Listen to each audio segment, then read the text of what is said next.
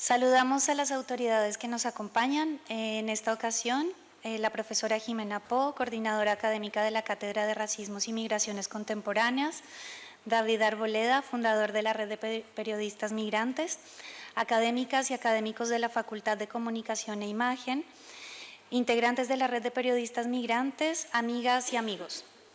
Con el objetivo de fortalecer el periodismo con enfoque de derechos, intercultural, antirracista y de género, hoy, viernes 21 y mañana, sábado 22 de junio, estaremos realizando talleres y conversatorios orientados a reflexionar, aprender y fortalecernos en colaboración. En el marco del trabajo impulsado por la Red de Periodistas Migrantes, continuaremos generando herramientas de utilidad para el periodismo y la comunicación, acompañando a las organizaciones de la sociedad civil en Chile que defienden los derechos de las personas migrantes y refugiadas. También seguiremos desarrollando actividades de sensibilización y participación en espacios de incidencia. Para esta oportunidad, nuestra invitación es a dialogar en torno a la pregunta: ¿qué aprendizajes hemos obtenido al enfrentar el vínculo constante entre violencia y migración? Entendiendo que existen diversas formas en las que la violencia se manifiesta y afecta a las personas en diferentes contextos, y que los medios de comunicación juegan un rol crucial en la formación de la percepción pública de las personas migrantes y de su misma identificación. Pretendemos con este conversatorio exponer luces sobre cómo gestionar la estigmatización y representación negativa que se genera frente a todo un colectivo cuando se le vincula y etiqueta repetidamente con la delincuencia e ilegalidad, cuestión que perpetúa la violencia estructural en su contra. Ahora tengo el agrado de presentar al fundador de la Red de Periodistas Migrantes, David Arboleda, quien nos entregará un saludo inicial. Bueno, yo creo que voy a ser corto porque ya comenzamos sobre el tiempo. Hay que preguntarse también, cuando hablamos de migración, ¿de qué hablamos? ¿De quién hablamos? Y cuando hablamos de migración y refugio, no hablamos solamente del otro, hablamos de todos nosotros y nosotras como sociedad, porque eso es la migración, es también la historia del mismo país. No somos ajenos a las personas que se mueven por distintos países o que ya hacen parte del mismo país, porque si vemos la historia de las familias, la historia de la sociedad, tiene que ver con la memoria y con otros grupos que también se movilizaron en su momento y que llegaron a Chile, por ejemplo. Y no solamente sucede acá, la migración no es exclusiva de Chile, también sucede en la región, sucede en el mundo, y hoy con la proliferación de discursos de odio, de repente se nota que fuera algo como que solo sucede en ciertas partes, pero no. Es algo que nos involucra a todos y todas, y por eso de nuevo agradezco que estén acá, que se tomen el tiempo, y que cuando hablemos de migración no lo pensemos como algo solamente enfocado a derechos humanos o algo extraño, como se quiere ver, o algo solamente desde el enfoque securitista, sino que tenemos que verlo también como con una noción de esperanza y también que involucra a las familias migrantes que hoy no le están pasando muy bien, porque recordemos todo lo que implica para una familia moverse, cruzar fronteras, y que muchas familias se ven en peligro hoy, incluso con la precariedad que viven, de ser desalojadas, de quedar en la calle, y creo que tenemos que tocarnos un poquito el corazón y también como sociedad, las comunidades migrantes, refugiadas y quienes ya están acá desde hace tiempo, de pensar en una sociedad inclusiva, de pensar en una sociedad en la que todos y todas aportamos de cierta manera y no dejarnos llevar por los discursos de odio y por la desinformación que sigue circulando en las redes, y que bueno, por eso estamos hoy acá reunidos y reunidas para conversar. Tuvimos un taller muy importante hace rato y ahora vamos a conversar en torno a las violencias y lo que significan para las comunidades y para la misma sociedad. Muchas gracias de nuevo a quienes van a participar del panel: Amanda Marton, que es la moderadora, Catalina Bosch, María Belén, Patricia Castillo, y a quienes vinieron y se tomaron el tiempo, y vamos a quedarnos un rato acá escuchando muy importantes reflexiones. Gracias. Bueno, desde la red consideramos que las artes son una herramienta clave para sensibilizar en torno a la temática que nos convoca, ya que hacen parte de la forma de expresión y catarsis, en algunos casos, de personas migrantes, refugiadas y locales nacionales, con una mirada sensible hacia la movilidad humana.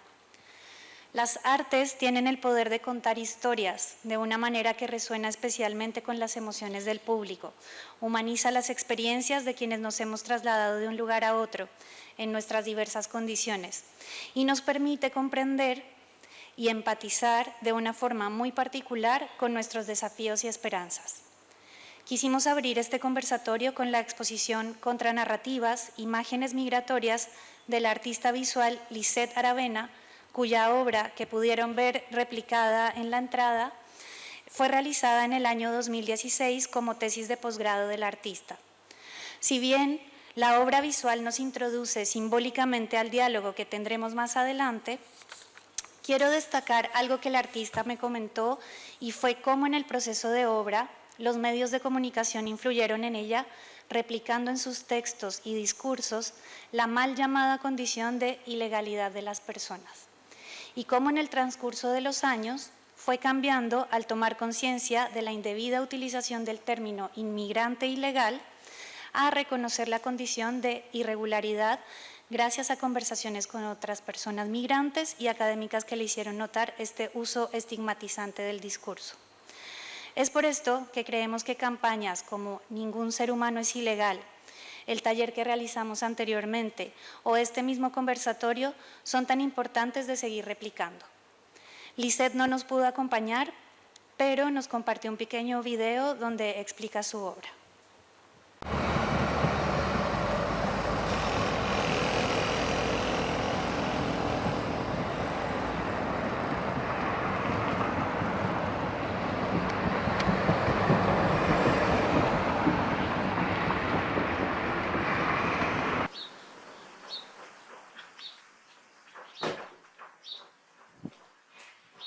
Soy Lisette, artista visual, que trabaja con la imagen fotográfica. Los invito a ver mi obra, a la cual yo denomino Contranarrativa de la imagen. Este trabajo nace a partir de mi experiencia y la complejidad de explicar solo a través de la imagen un tema que es contingente, político, como la inmigración en Chile. Me encontraba en una disyuntiva de cómo trabajar desde el formato del fotodocumental habitual. ¿Por qué exponer a las personas que ya lo han sido? Contranarrativa de imágenes migratorias fue mi trabajo de investigación y creación de magíster en fotografía. Fue un trabajo que me mantuvo bastante tiempo obsesionada, en el cual quería contar una realidad que no podía contar a través del documental habitual que trabajaba.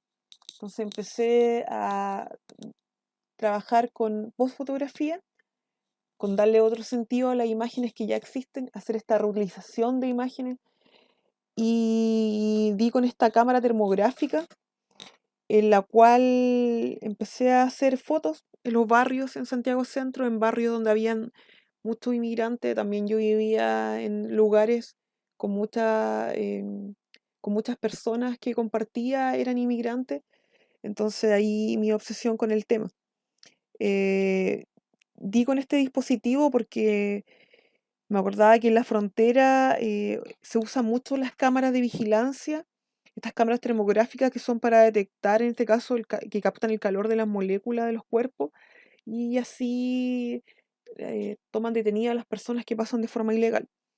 Entonces, lo que yo empecé a hacer fue ficcionar y empezar a homogeneizar las imágenes de los sujetos retratados, ya que con este dispositivo solo se lograba apreciar la silueta de las personas. Entonces yo podría estar capturando cualquier sujeto con esta herramienta y sería el mismo tipo de imagen. Comencé a retratar la vida cotidiana como lo hacía antes con la fotografía, pero ahora buscaba hacer una contranarrativa de la imagen. ¿Qué es una contranarrativa? Una contranarrativa, me refiero a la forma contraria a los discursos establecidos por el poder hegemónico. Bueno, mi trabajo buscaba una reflexión del cómo tratamos al otro. La experiencia migratoria no es agradable para ellos y chocante para nosotros, incluyéndome en este caso. El 2017 volví a vivir a Temuco después de bastante tiempo y comencé a trabajar con el colectivo de fotógrafas fronterizas. y empezamos a trabajar en torno a un proyecto que se llama Entre Dos Aguas, el cual estuvimos exponiendo el año pasado en Temuco, en Santiago, en Valparaíso. Y mi trabajo en particular habla sobre el borde del río Cautín, se llama Tren Tren Caicay, proyecto expansivo, que está registrado entre el 2017 y 2019, donde muestra un poco este progreso abrupto que ha tenido la ciudad, el cual ha ido marginando al río y quitándole parte de su cauce. Esta imagen se desplazan entre lo urbano y lo rural, el cemento, el bosque, el agua. Un proyecto que irrumpe fallidamente y vuelve a mostrarlo las heridas de nuestra propia historia. Con el colectivo de fotógrafos fronteriza hemos estado realizando sus trabajos como Entre Dos Aguas, en el cual evidencia las problemáticas, en este caso, que aquejan el sur de Chile, nuestro territorio en especial. Trabajamos temáticas de frontera y nos interesa también descentralizar la práctica fotográfica. Somos todas mujeres, somos 5 mujeres, con la necesidad de plantear un cuerpo de obra situado en la frontera, como un espacio de resistencia desde la mirada femenina y la fotografía contemporánea. Bueno, y para concluir, siempre mi trabajo está alentado por las ganas de aprender, de diseñar estrategias, de cómo mostrar, hablar de imágenes que parecieran cruzar los límites de lo artístico algunas veces, pero también tengo claro que el arte no supera su nicho simbólico. Entonces, lo único que podemos hacer es tratar de hacer esfuerzo honesto por visibilizar las cosas que están más allá de lo evidente.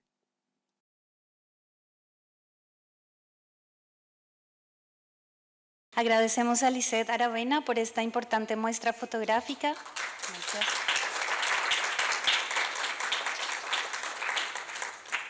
Que de seguro servirá como insumo para la reflexión que tendremos a continuación en el conversatorio. El panel será moderado por la editora de revista Anfibia en Chile, Amanda Marton, y contaremos con la participación de las panelistas Jimena Po, coordinadora académica de la Cátedra de Racismos y Migraciones Contemporáneas de la Universidad de Chile, Patricia Castillo, representante de Cutosoma, Chile, Catalina Bosch, directora de la organización Migrantas, y María Belén Bravo, coordinadora jurídica de Amnistía Internacional.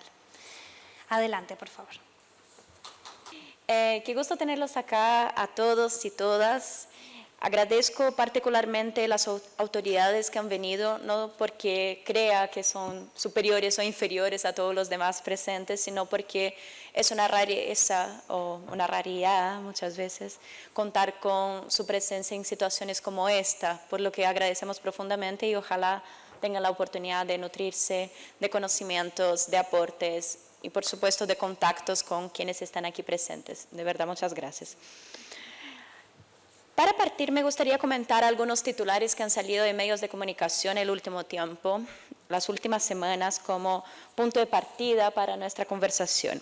Por ejemplo, una publicación del diario El País de las últimas 3 semanas dice: perfil de migrantes que dejarían entrar los chilenos si tuvieran la oportunidad.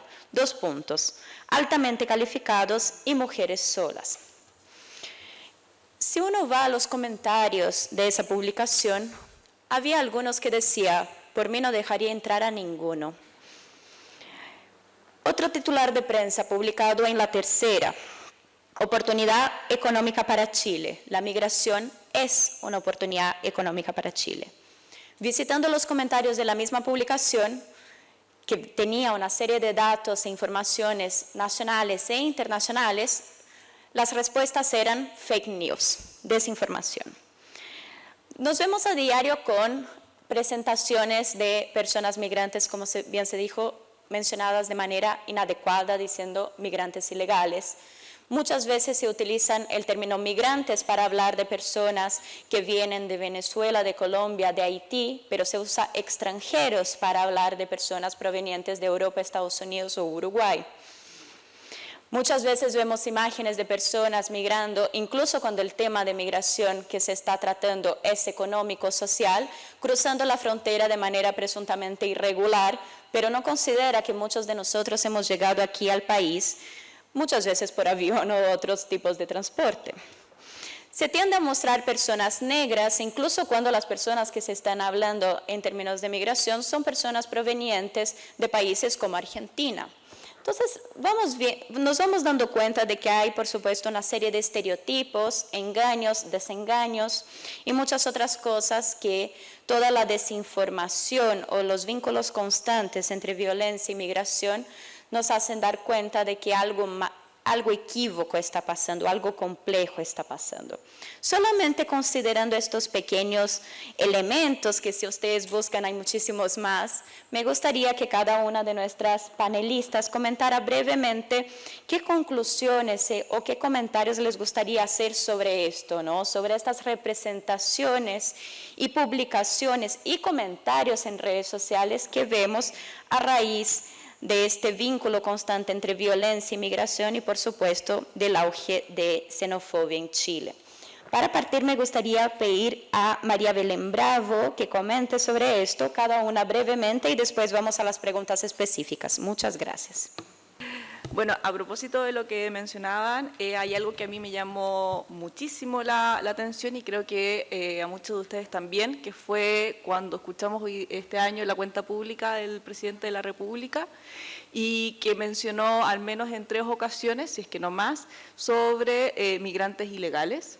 Eso fue un poco frustrante porque estamos ante un gobierno que habla de los derechos humanos y hablar de migrantes ilegales es una forma de estigmatizar más. Y posterior a ello hace referencia al crimen organizado. Entonces, cada vez que escuchamos en prensa, por nuestras autoridades políticas, también en redes sociales, vemos migración, crimen organizado. ¿Y qué pasa con ello? ¿O cuáles son las consecuencias de abordar así la migración hoy en día?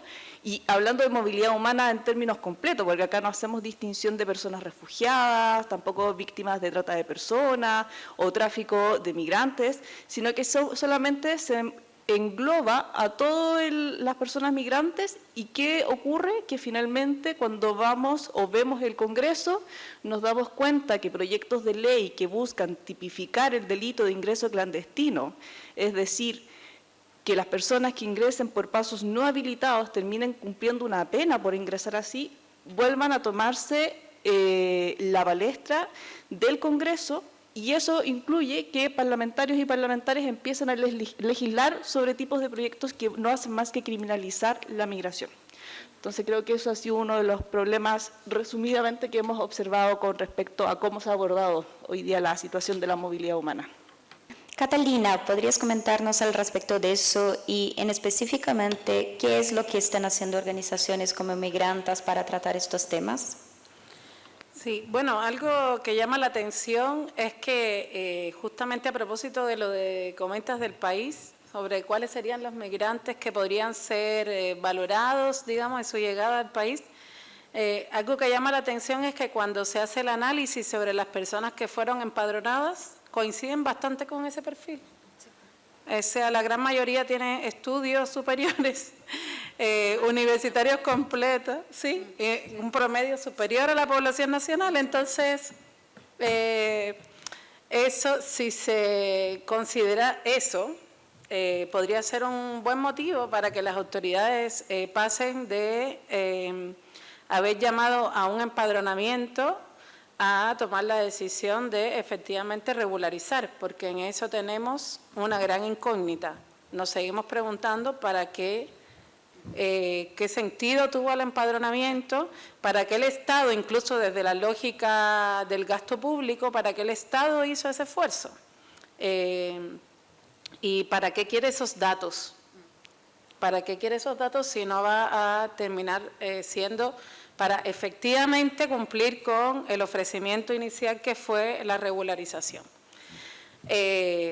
Como comentario, digamos, porque por supuesto me sumo a lo que plantea Belén y en general a la máxima preocupación que nos genera el tratamiento que se le da al tema de la migración y el refugio en los grandes conglomerados de la comunicación, en los medios hegemónicos, y siempre hago esa distinción porque realmente hay muchos medios, como la radio Juan Gómez Milla, por ejemplo, que está aquí presente, y otras tantas, que hace un esfuerzo consciente por contrarrestar los discursos de odio, y por eso creo que no hay que hablar en general de los medios de comunicación, porque ahí hay que hacer distinciones importantes, y hay muchas personas que están aquí que colaboran con medios de los llamados alternativos o independientes y que hacen un gran trabajo de contracorriente, ¿no? A contracorriente. Entonces, en ese sentido, creo que hay que,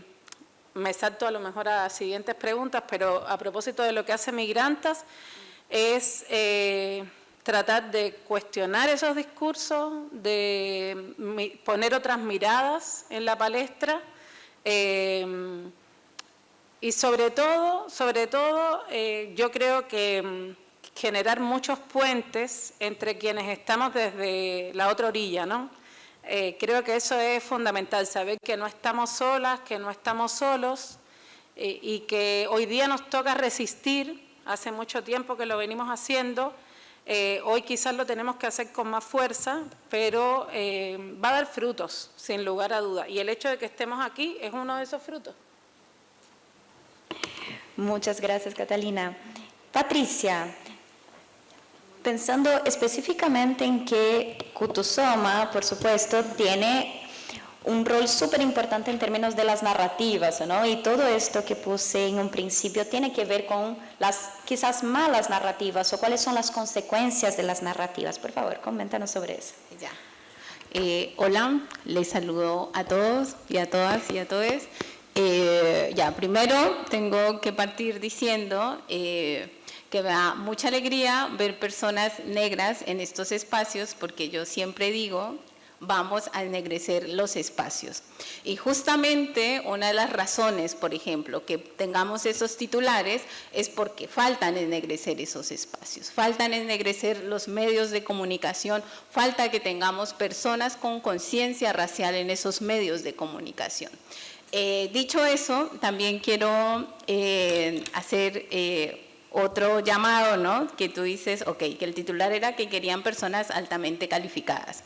Eso también, hay unos mensajes detrás de eso, ¿no? Porque ¿qué son las personas altamente calificadas, ¿no? Y ya Catalina lo dijo, si son personas que sean profesionales y con ciertos grados académicos o de estudios, resulta que las estadísticas nos han demostrado que las personas migrantes tienen más años de escolaridad que el promedio de la población chilena, ¿no? Entonces, dicho eso, y por ejemplo, ya esto es importante también situar desde dónde yo les estoy hablando.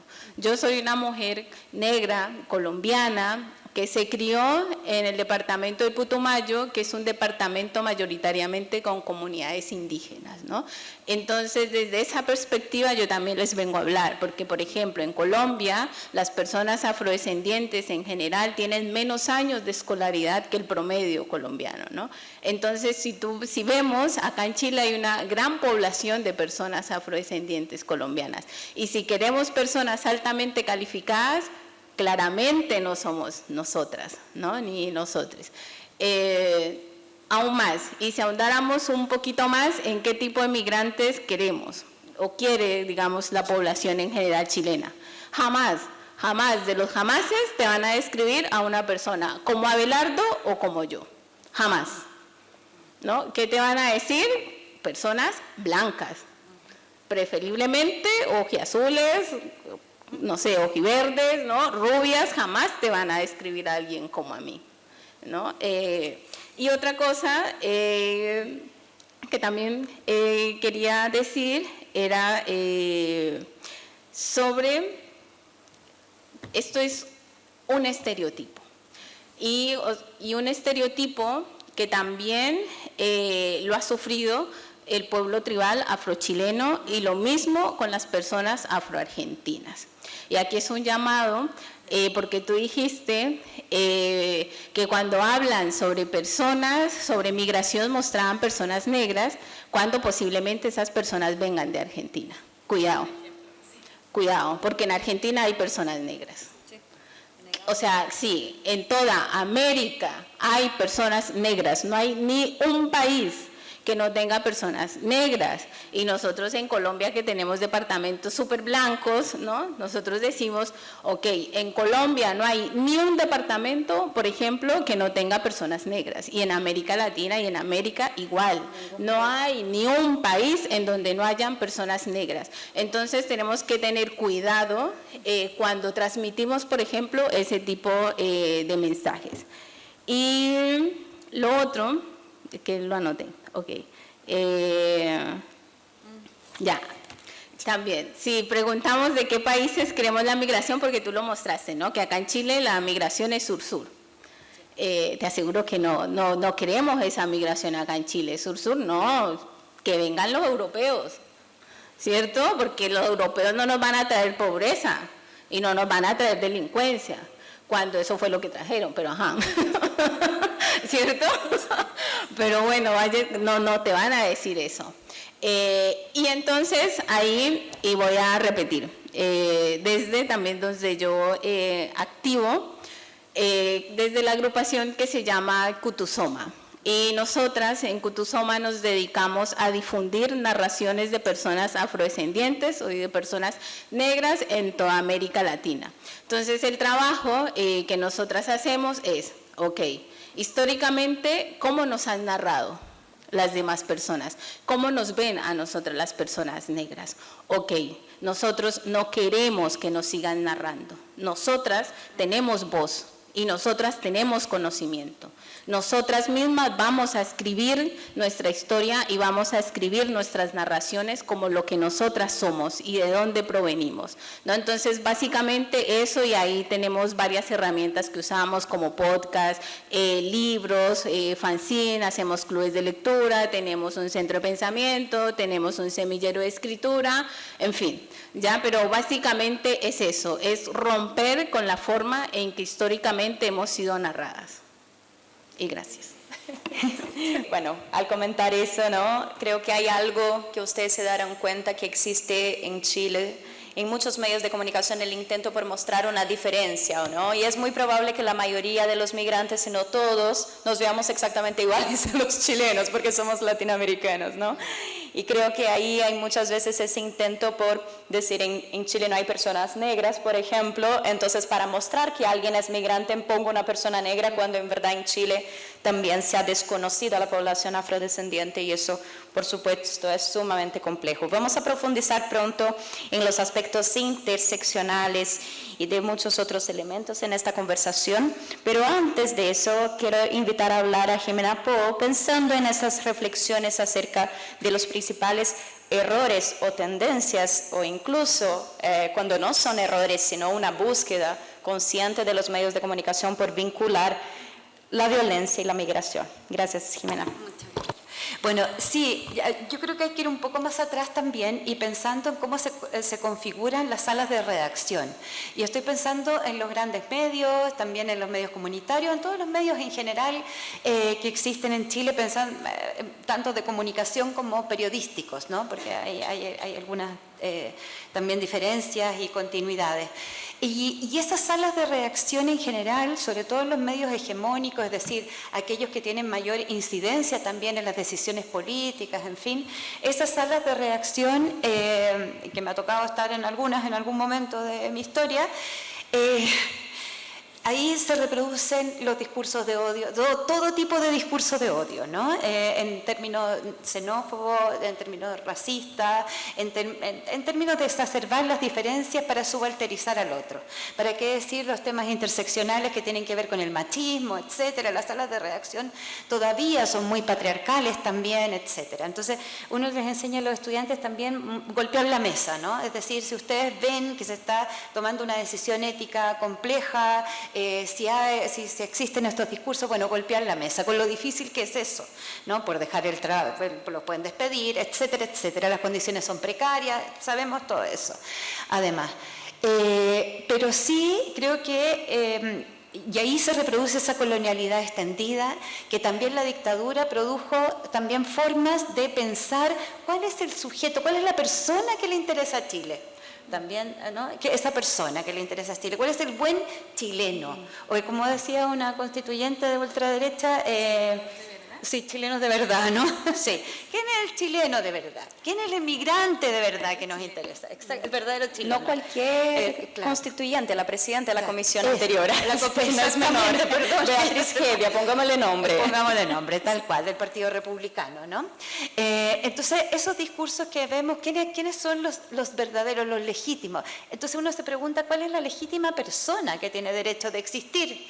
Bueno, y eso se reproduce también en las salas de redacción, porque si no, yo no me logro explicar cómo, porque lo he conversado con editoras y editoras de medios como La Tercera, EMOL, etcétera, siguen, y ahí Nairvis lo sabe muy bien, siguen completando la nota que exhiben en relación a la migración con esos comentarios que yo creo que se mueren de ganas de ponerlo en la nota, pero lo dejan fuera, o sea, los dejan en los comentarios porque es un odio exacerbado, tremendo, cualquier odio lo es, pero hacia las personas en movilidad humana.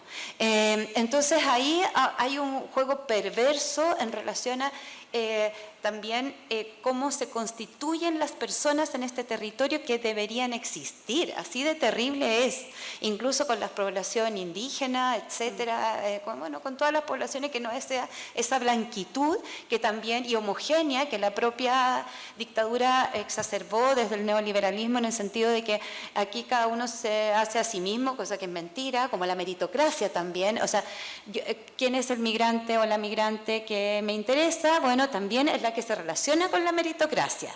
Si no es una gran emprendedora, emprendedor, no va a salir en portada, ¿no? Etcétera, etcétera. Entonces, ahí confluyen varias cosas que tienen que ver también finalmente con un tema de clase, ¿no? Y de identidad, de clase, bueno, lo sabemos muy bien. Entonces yo creo que ahí las salas de redacción hay que hacer varias cirugías mayores, como tener también códigos deontológicos, etcétera. De hecho, Revista Anfibia tuvo no hace mucho una serie súper interesante de crónicas migrantes e hizo esta reflexión profunda deontológica, porque efectivamente no todos, o sea, nadie es inmune a estos discursos, ¿no? Y son fáciles de reproducir también. Porque se van generando categorías, como tú decías, ¿no? Esas categorías, incluso desde el color de la piel hasta todos los tipos de categorías importantes de decir, ¿no? Entonces, y esto viene desde la colonia, bueno, y se exacerba en régimen autoritario, y Chile es un país bastante autoritario en términos de su configuración social también, pues, de cómo nos relacionamos en el día a día. No es fácil este país, es bien duro, ¿no? Entonces, y eso se reproduce en estas salas de redacción, que yo creo que hay un tercer encuentro de la red de periodistas migrantes debería ser también con esos editores y editoras quienes toman decisiones, creo yo. Ojalá. Sí, ojalá, porque fueron invitadas. Ojalá así Gracias. sea. Sí. Voy a partir al revés, voy a partir por Jimena, así que Jimena respira un segundo, por favor. Porque si hay algo que es interesante es que hemos hablado, ¿no? Jimena profundizaba sobre eso, de cómo en Chile se reinstala mensajes que nacieron, por ejemplo, con la dictadura, ¿no? De qué es ser chileno, y que prácticamente uno tenía prohibido decir, por ejemplo, se pertenece a un pueblo originario, ¿no? Y que ese mensaje se va repitiendo constantemente. No obstante, yo tengo mucha confianza en el futuro, por algo varios de nosotros damos clases en la universidad. Me gustaría saber, Jimena, en base a tu experiencia como coordinadora académica, como profesora, ¿qué es lo que se ve en las nuevas generaciones? Es decir, si entendemos que hacia atrás todas estas personas están repitiendo patrones, no quieren cambios, y claramente la sociedad avanza hacia un cambio, ¿qué podemos esperar de las nuevas generaciones? ¿Van a hacer algo distinto? ¿Ya están haciendo? ¿Qué es lo que ves acá en la Universidad de Chile, que además se dio sus puertas para un encuentro como este? No sé si, bueno, todos se dieron cuenta al entrar, ¿no? Que tenemos aquí la situación de la ACAMPE por Palestina también, ¿no?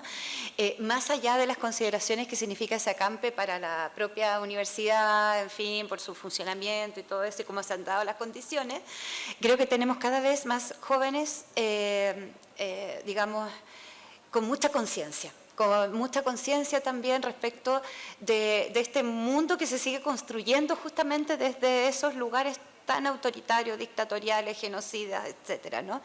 Y y no temen también decir las cosas por su nombre. Entonces, pero sí creo que ahí falta todavía involucrarse más, salir desde las redes sociales, etcétera, que están, bueno, la pandemia hizo lo suyo, etcétera, en fin, hay mucha fragilidad cuando salen del mundo de las redes sociales a la calle, digamos, al mundo físico. Se fragilizan bastante. Creo que ahí hay que seguir apuntalándolos, ¿no? Y saber que estas luchas no son tampoco, lamentablemente, tan actuales, llevan una larga historia, ¿no? Y creo que ahí las nuevas generaciones también sí está esa necesidad, sobre todo en países como Chile, de mirarse también dentro de un contexto latinoamericano y caribeño. Cosa que las generaciones anteriores, en el caso de Chile, digamos, nos formaron, yo crecí en dictadura, de espaldas a América Latina y el Caribe, de espaldas a lo que somos, a esas identidades profundas que no nos cortaron el derecho a que dialogaran en nuestras vidas. Y creo que los jóvenes y las jóvenes de ahora sí logran mirarse más desde el punto de vista latinoamericano, y eso es tremendamente importante para pensarnos interculturalmente, también con nuestros pueblos originarios, también desde el punto de vista de conocer qué sucede, qué ha pasado en Colombia, en Bolivia, en Ecuador, en El Salvador. De hecho, nosotros en periodismo, y también la USACH lo tiene, tenemos permanentemente diálogos también con periodistas de otros países, en fin, que están también acosados por momentos por un sistemas de violencia. No son tiempos fáciles, también con el auge de la ultraderecha, etcétera. Entonces, creo que tienen mucha conciencia. Falta todavía, o no sabemos qué modelos se van a dar, porque, claro, decimos no tienen orgánica, y nosotros desde el adultocentrismo más viejo decimos no tienen orgánica, falta más densidad política, etcétera, etcétera. Pero creo que están buscando las fórmulas, porque también esa orgánica, ya sabemos, no ha dado los resultados que queremos, para allá mucha desilusión. O tienen otra orgánica que no era la que queríamos, en términos de derechos y de luchas por los derechos. Así que yo tengo bastante esperanza en ese sentido. Tienen curiosidad, pero falta todavía apuntalarlo, porque el mundo no se va a acabar. Lo que pasa es que hay que construir un mejor mundo en ese sentido. ¿Y crees que sigue habiendo en las generaciones más jóvenes ese vínculo entre violencia y migración, que es lo que nos trae este panel? ¿O dirías que están más abiertos a reinterpretar toda esta situación? Sí, depende, porque también hay muchos jóvenes que están sumidos en violencia, tienen contextos de vida en violencia, y eso no lo podemos desconocer. Han construido su vida en contextos de violencia. Entonces, claro, reproducen la violencia y no se va a eliminar el racismo así, ni la xenofobia, etcétera, lo vemos.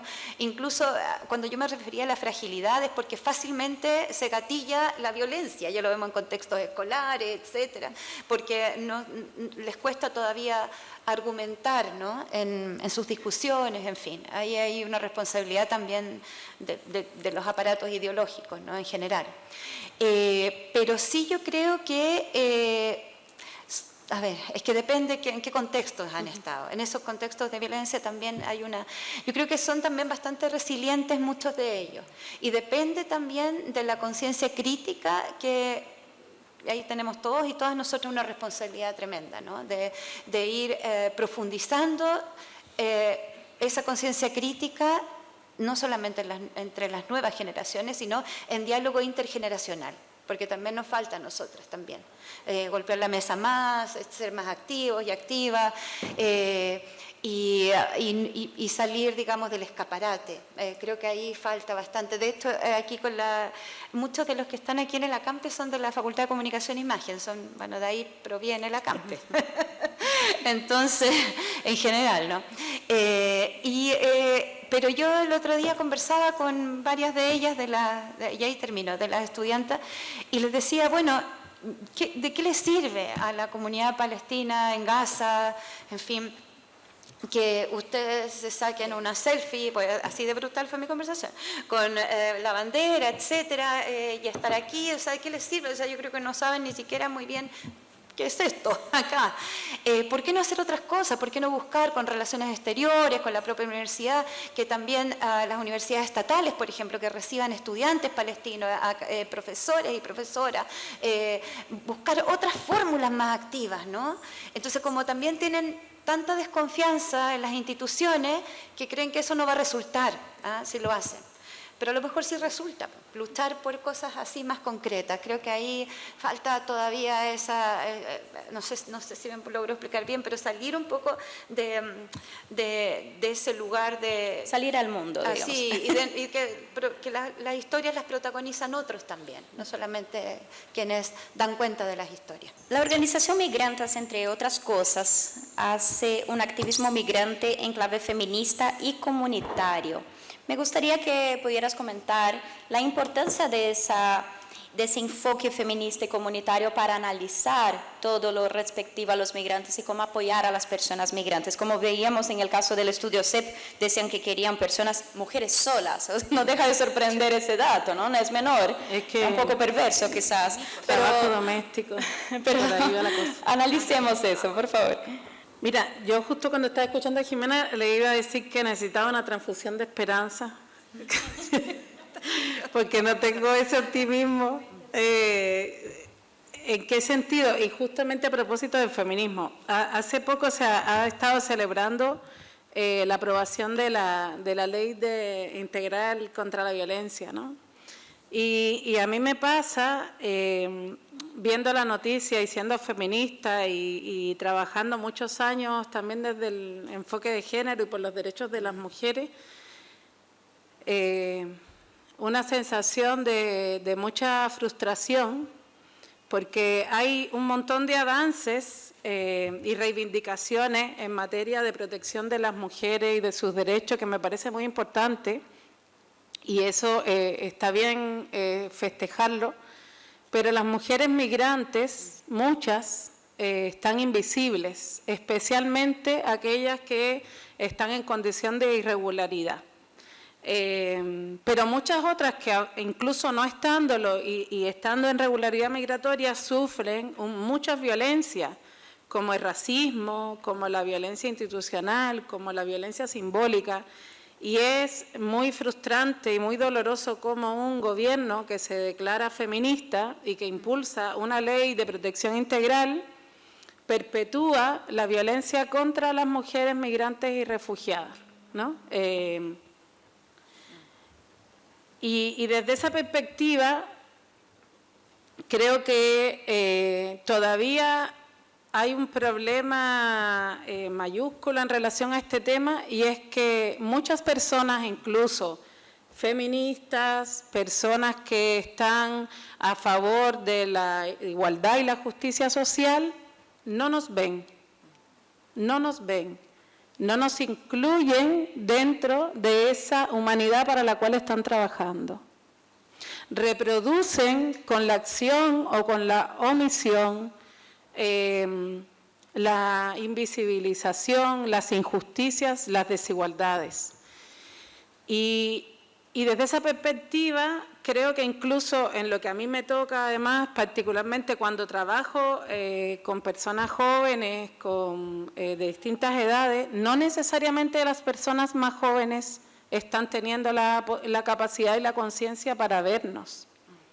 No necesariamente, no sé cuál es la experiencia que ustedes tienen, pero yo diría que me encuentro en los distintos momentos del ciclo vital con personas que están teniendo esa capacidad, esa conciencia y nos están viendo, y personas que simplemente, aunque estén viendo otras formas de injusticia y estén luchando por ellas, reproducen la violencia respecto de la migración y el refugio. Entonces, el trabajo que nosotros tenemos que hacer desde Migrantes y desde todos los lugares también involucra trabajar con jóvenes, también involucra trabajar y con mucha fuerza con niños y niñas y adolescentes, porque en las escuelas están pasando cosas muy tremendas. Incluso en los jardines se están pasando cosas tremendas con respecto a niños y niñas migrantes, desde la racialización, desde el país y la nacionalidad, porque yo no lo voy a reproducir, pero ya sabemos que hay ciertas nacionalidades que están siendo especialmente atacadas en el último tiempo, y cómo quienes son parte de ciertos grupos tienen que estar lidiando cotidianamente con apelativos que son descalificatorios, que son violentos. Catalina, entendiendo que hablamos acá, entre otras cosas, de violencia y migración y que ustedes tienen ese enfoque de género y feminismo, ¿cuáles son los vínculos que ustedes perciben de violencia y migración? Porque no deja de ser curioso que en Chile constantemente se asocia a las personas migrantes a la violencia, pero no se hable de la violencia que las personas migrantes sufren en su día a día. Entonces me gustaría que habláramos de eso enfocándonos en las mujeres con las que ustedes trabajan. Sí, claro, justamente estaba hablando de eso, digamos, de cómo nosotras vivimos las situaciones de violencia desde lo simbólico. A mí personalmente me golpea muchísimo cuando hablan de personas migrantes, aunque, entre comillas, los cubanos no necesariamente estamos en el lugar más cuestionado, pero eso da lo mismo. Yo me siento interpelada cuando hablan en contra de las personas migrantes. Cuando atacan a las personas migrantes, a mí me duele, hablan también de mí. Entonces, eso es una violencia que vivimos siempre. O sea, lo que ustedes están hablando de los titulares no es algo que yo lea y no me afecte. A mí me afecta, a mí me violentan, a mi compañera me la violentan, a ustedes las violentan, a todas nos violentan. O sea, desde ahí...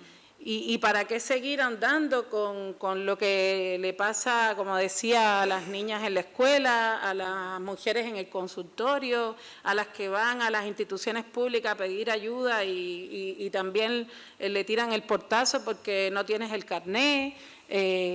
O sea, es una violencia constante y sistemática. Por eso partí diciendo que me duele, me frustra ver cómo se hace una celebración de algo tan importante como la ley integral contra todas las formas de violencia, que me parece súper importante para todas las mujeres que viven en Chile, pero nosotras somos mujeres que vivimos en Chile y esa ley no nos cubre. No nos cubre mientras el mismo Estado reproduce la violencia, mientras el mismo Estado perpetúa la violencia, mientras el mismo Estado sigue generando condiciones violentas. Es una profunda contradicción. Y los medios, yo creo que son parte, pero no los puedo responsabilizar solo a eso, digamos. Es una responsabilidad que les pasa, les atraviesa, pero también que les toca a otros y a otras. Algo que es muy interesante de lo que hace su organización es promover la lectura, la escritura y la tradición oral negra. Me gustaría, pensando desde tu expertise, que hablaras un poco sobre cómo eso puede ser un espacio de refugio, ¿no?, para las propias personas negras y afrodescendientes, como ocurre acá con un encuentro como este, ¿o no? Hay varias personas migrantes y nos sentimos un poquito acompañados desde este universo y decimos, ya, acá podemos hablar todo lo que queramos, ¿no? Nos sentimos un poquito protegidos, pero no solamente el aporte para ustedes, sino también y principalmente el aporte que ustedes hacen para países como Chile, por ejemplo, al dar inicio a estas narrativas, discursos, y ojalá derribar esa vinculación constante entre violencia y migración, que es lo que nos trae acá.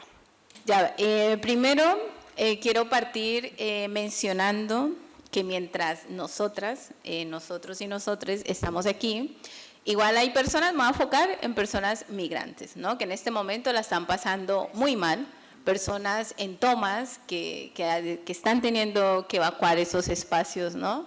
Y mientras no se nombre, y si estamos hablando como de escalas de opresiones, yo siempre les digo a mis compañeras, siempre en las escalas de opresiones, siempre hay alguien con una opresión mayor que una, ¿no? Entonces, en este caso, tenemos a personas que, verdad, la están pasando muy mal en estos campamentos y que están teniendo que ser desalojados, ¿no?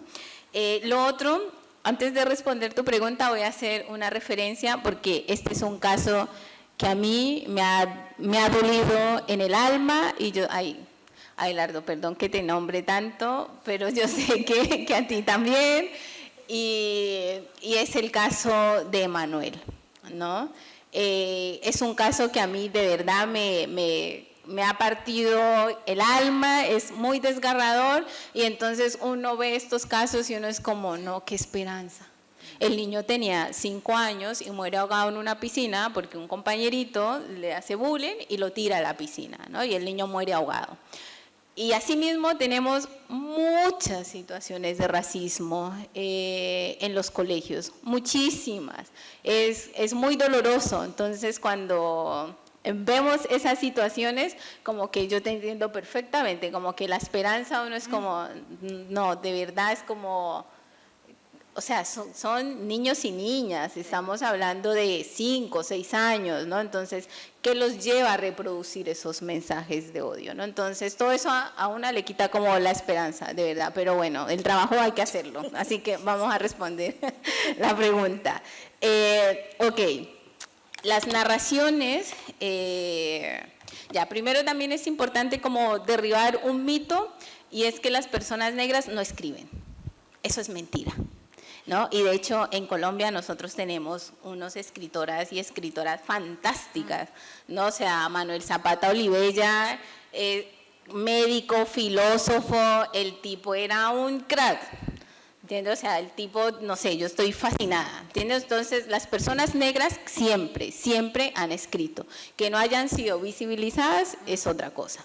Entonces, nosotras traemos cómo resaltar esa escritura, y aquí algo también, una mención muy especial a la comunidad haitiana, porque nosotras desde Cutusoma nos hemos articulado de una manera muy especial, genuina, que son modos distintos, porque somos muy distintas las comunidades colombianas, afrocolombianas y las comunidades haitianas, somos muy distintas, tenemos ritmos distintos, pero en la comunidad haitiana hay una cantidad de artistas maravillosos y maravillosas que escriben de una forma pero genial. Por ejemplo, el caso de Manuel, ¿no? Él hace un poemario para vivir el duelo de la muerte de su hijo, que el caso que les estaba comentando, y así fue como yo pude conocer un poco más a Manuel a raíz de su poemario, ¿no? Y, en fin, entonces tenemos que las personas negras siempre han escrito, y también se ha usado como una forma de resistencia.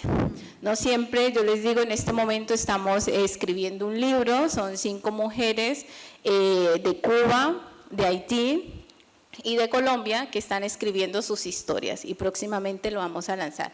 Entonces, cuando estamos en este proceso, bueno, ya terminaron de escribir, pero cuando estamos en el proceso de escritura, yo siempre les decía como, ok, no miremos esto como una presión, ¿no? Porque la escritura no puede ser una presión, como que ya la vida está bien jodida, que tenemos vidas bien complicadas como para meterle una complicación más, ¿no? Que tenemos que producir un libro. Entonces, veamos la escritura como una forma de lucha y resistencia, que sea el lugar en el cual ustedes y nosotras nos escudemos para poder resistir, ¿no? A tanta violencia, a tanta agresividad.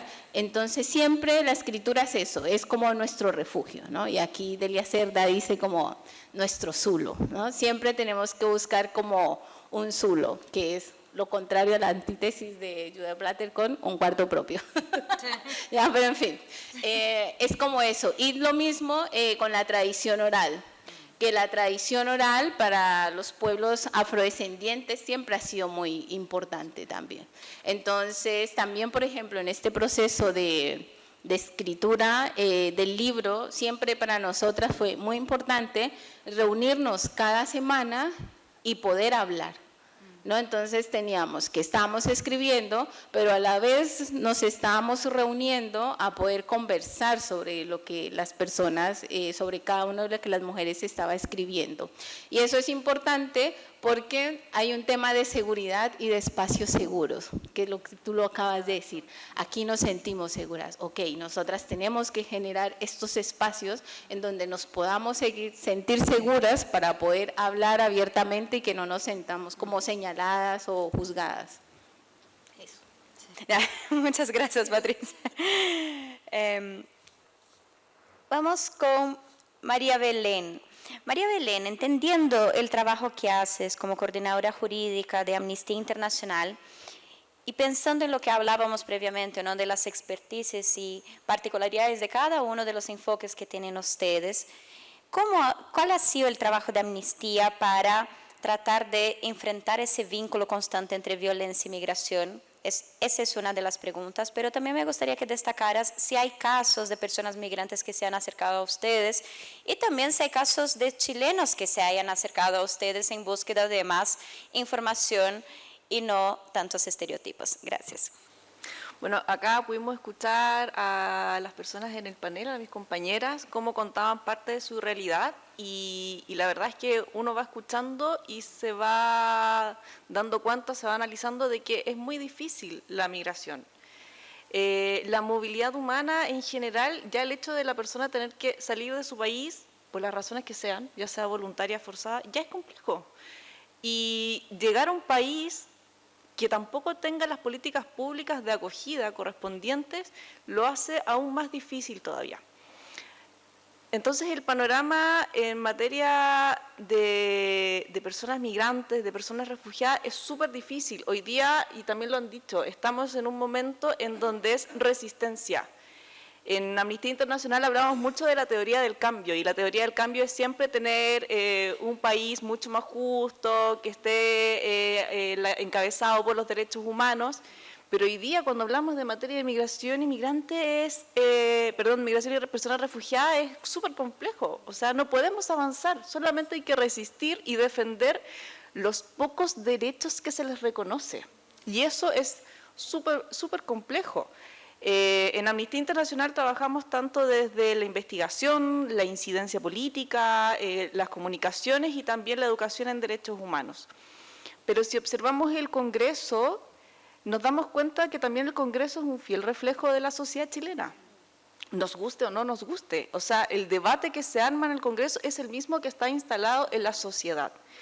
Y con esos discursos de odio, con esos discursos, y por qué no decirlo también, de mucha ignorancia también, y ese constante pelea de que cuando hablamos de derechos humanos estamos hablando de un sesgo político, eso nos hace tremendamente mal y no nos permite seguir avanzando. Entonces la incidencia política se forma o se hace en realidad muy difícil desde la organización, porque nos encontramos en verdad con personas que son una muralla, que no dan tregua, que no buscan proteger a las personas, y porque lo otro que pasa es que cuando hablamos de migración es como migración. Se olvidan de la persona humana, se olvidan de las historias. Y lo más importante de esto es que cuando hablamos también de migración y refugio, hablamos de la dignidad humana. Y eso está completamente olvidado en este país. No hay dignidad humana acá. Eso se ha perdido. Y creo que para volver a instalar o poder avanzar efectivamente, conforme también a los estándares internacionales en materia de derechos humanos, tenemos que volver desde la educación en derechos humanos. Y la educación tiene que partir desde la infancia, tiene que partir desde los colegios, primeros básicos, media, en las universidades y ahí en adelante, pero hoy día la sociedad tal como está súper difícil seguir avanzando. Entonces, cuando hacemos informes, el año pasado lanzamos 2 informes de Amnistía Internacional con respecto a mujeres venezolanas que estaban en busca de refugio en Chile, y todas las mujeres venezolanas están en condición irregular, buscaban refugio, por supuesto que no sabían que ellas necesitaban esa solicitud de refugio, porque hay un desconocimiento también de las personas, pero además de eso tenían que autodenunciarse. Entonces, qué difícil, muchas de ellas en sus traslados vivieron violencia de género. Y además llegan a Chile y le dicen tienen que ir a autodenunciarse a la PDI con el temor que eso genera. Algunas pudieron llegar hasta el Ministerio de la Mujer, las pudieron acoger, pero para llegar también a una casa de acogida hay que iniciar un proceso judicial. Entonces, las personas que llegan a Chile y no conocen cómo es la realidad política, cómo son los organismos, hay un temor. Obvio que van a tener miedo, no quieren ir a la PDI, no quieren ir al Ministerio Público, porque piensan que en cualquier momento las pueden expulsar y además es un temor latente que puede ocurrir. Entonces es tremendamente complejo y hablamos finalmente de que las medidas que adoptan las autoridades vulneran los derechos humanos de estas personas. Entonces, es muy complejo el panorama, es muy frustrante y desde Amnistía tratamos siempre de organizarnos con otras organizaciones también de personas migrantes que defienden estos derechos, porque además cuando uno va, por ejemplo, nuevamente al Congreso, no invitan a Patricia, no invitan a Catalina a conversar de estos temas y son personas sumamente relevantes, pero invitan al Servicio Jesuita Migrante que hacen un trabajo tremendo, pero también somos personas chilenas, vamos desde Amnistía también chilenas, pero no está la voz de la persona, entonces no reconocen la historia. Bueno, y por otra parte, en el Congreso tampoco somos bien recibidas nuestras voces, entonces también se vuelve mucho más difícil hacer esta defensa. Sí. Además, sí. Así que el trabajo que hacemos desde Amnistía es, como dijo Catalina, las mujeres, la disidencia, las personas migrantes, los pueblos originarios son temas súper invisibilizados. Tratamos un poco de ser parte de esas voces para darles un lugar, un puesto, ¿cierto? Hablar de que sí tienen derechos, hacerles saber al Estado que tiene una deuda, que ha firmado tratados internacionales y por tanto tiene que reconocer, proteger y garantizar los derechos de las personas migrantes, de personas refugiadas. Y hay también otros organismos que han hecho recomendaciones a los Estados y el Estado chileno tiene que cumplir con esas. Entonces, esa es un poco la labor que tratamos de hacer de Amnistía, no ha sido fácil, pero también creemos que la educación en derechos humanos es súper importante y en eso sí creo que estamos al debe hoy en día. Como ven, es un escenario bastante complejo, ¿no? Hemos hablado acá de la necesidad de una transfusión de esperanza y creo que me sumo a estas palabras. Pero sí hay algo interesante de lo que ha salido y hay muchas cosas rescatables. Es que vemos constantemente, por ejemplo, en que en Chile suele basar muchas de sus políticas públicas en experiencias internacionales, ¿no? Es decir, existe un respeto por el conocimiento de afuera. Entonces, ¿por qué cuando estas personas de afuera están acá adentro no se respetan estos conocimientos, ¿no? No deja de ser algo curioso. Bueno, estamos llegando al final de este conversatorio por temas de tiempo, pero antes de eso le voy a hacer una pregunta al público, que es ¿cuántos de los presentes son chilenos? Si pueden alzar la mano, por favor. Bien, gracias a los chilenos. No, es broma, no los voy a echar. No, les pregunto esto porque me parece que algo que ocurre muy a menudo en estas situaciones, como hablábamos o no, por supuesto que es importante sentir un refugio, tener un espacio donde desahogarnos y también pensar nuevos elementos. Algo que todavía cuesta, si bien hoy veo muchas más personas que el encuentro del año pasado de Chile y eso me hace muy feliz, sobre todo que hayan venido, como les decía antes, las autoridades, ¿no? Qué importante que estén escuchando acá. Pero un reto siempre importante en esta materia es cómo hacer para que lo que nosotros estamos hablando acá no se quede acá, ¿no? ¿Cómo hacer para que todas estas ideas, proyectos avancen y salgan, no necesariamente en medios de comunicación, pero sí en políticas públicas, sí en el Estado, sí en nuestras reflexiones diarias? Ese aspecto tan fundamental que es la integración, ¿no? Muchas de las personas acá, quizás migrantes, sean personas que son más bien retornadas, entre comillas, ¿no? Es decir, que tienen algún vínculo con Chile porque en el pasado sus padres, en mi caso, por ejemplo, hayan tenido que salir del país por la dictadura. Y lo que se ha dicho mucho es que para muchos chilenos era muy importante cómo esos países acogían. Entonces, ¿cómo traemos eso para acá?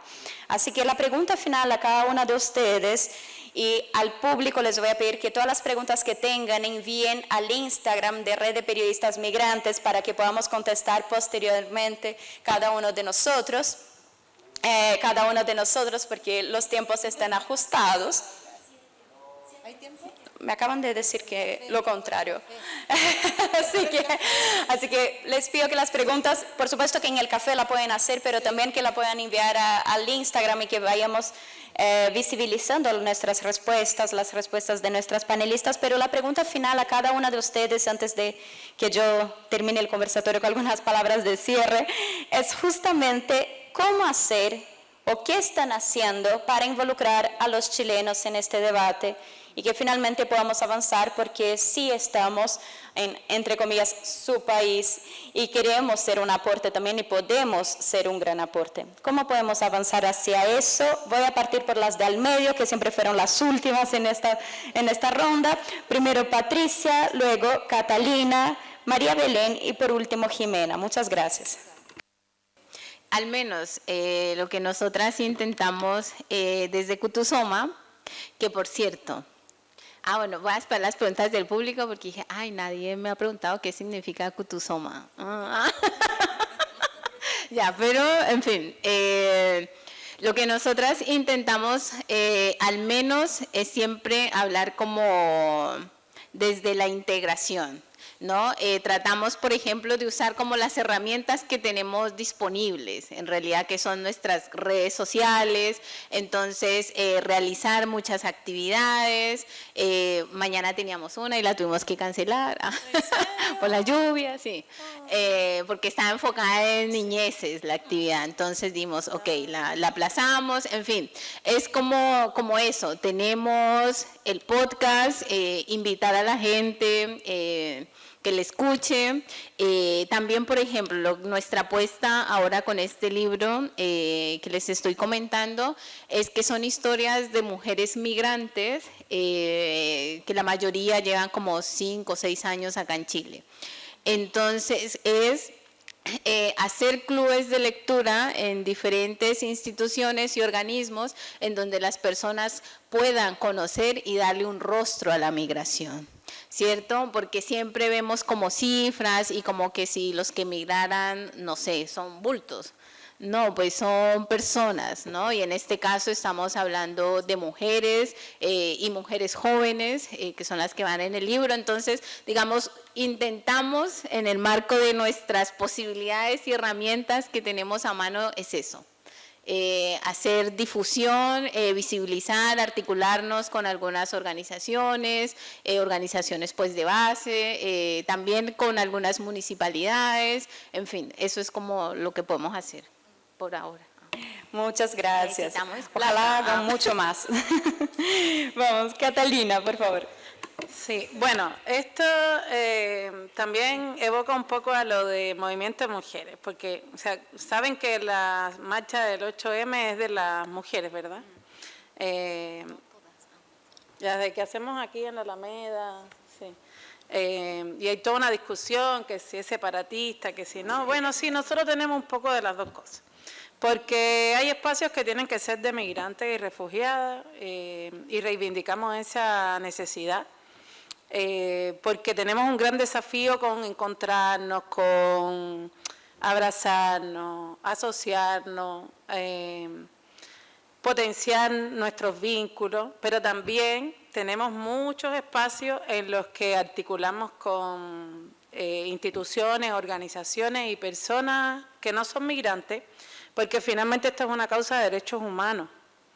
Entonces sería absurdo que estamos abogando por una causa de derechos humanos y decir finalmente solo podemos abogar por esto quienes somos migrantes.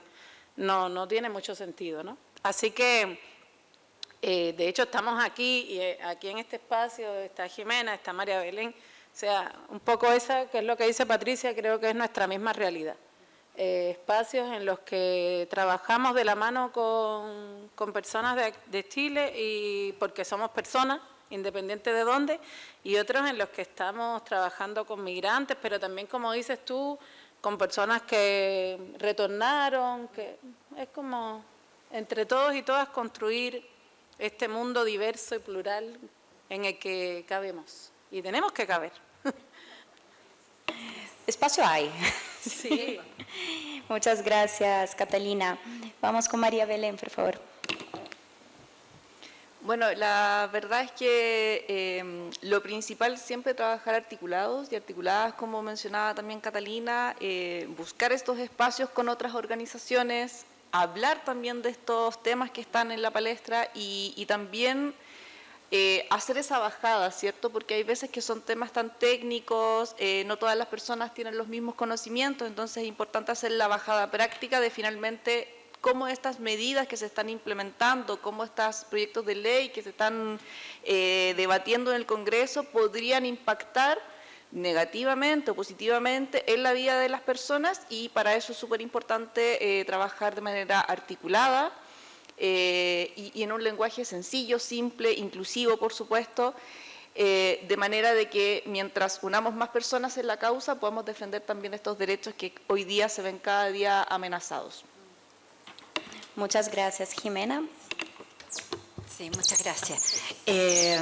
Yo extrañamente soy esperanzada, pero hoy día esto me esperanzó. Debo decirlo a quienes me conocen desde antes. ¿Qué le pasó? Sí, sí, porque soy como, claro. ¿Qué es lo siguiente? Yo creo que hay que pasar más de... Sabemos los momentos de resistencia a la acción. Bueno, yo también...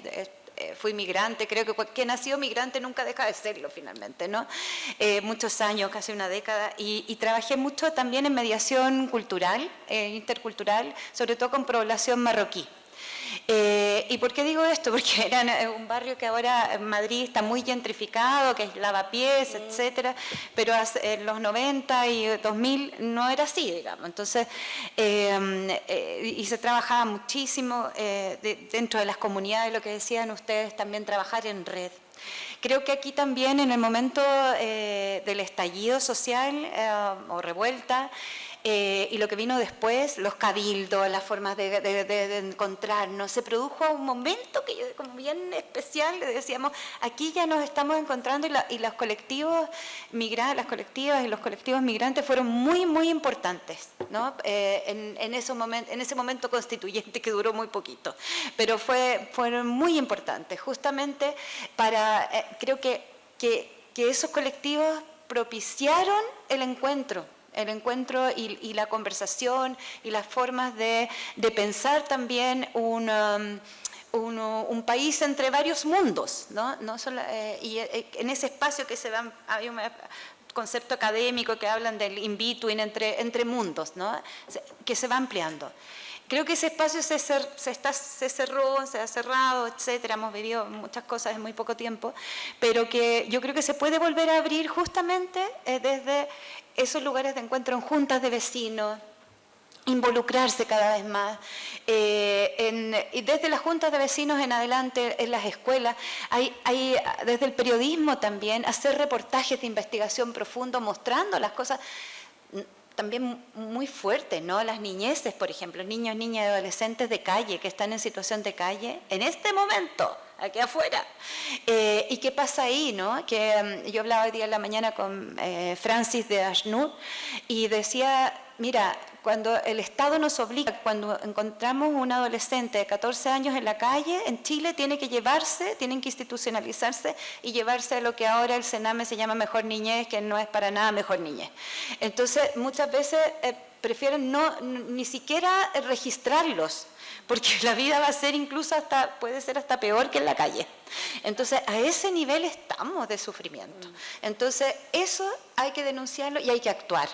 Y creo que la incidencia es fundamental y que las autoridades que toman decisiones escuchen de una vez por todas, porque este gobierno hizo muchas promesas en muchos sentidos y ni siquiera ha firmado el Pacto Mundial para una migración ordenada, segura y regular, que no es para nada tan progresista, digamos, que ni siquiera vinculante, pero ya es algo, es un gesto, ¿no? Ni siquiera lo ha hecho, que significa coordinación también de solidaridad entre los países y no solo coordinación de seguridad.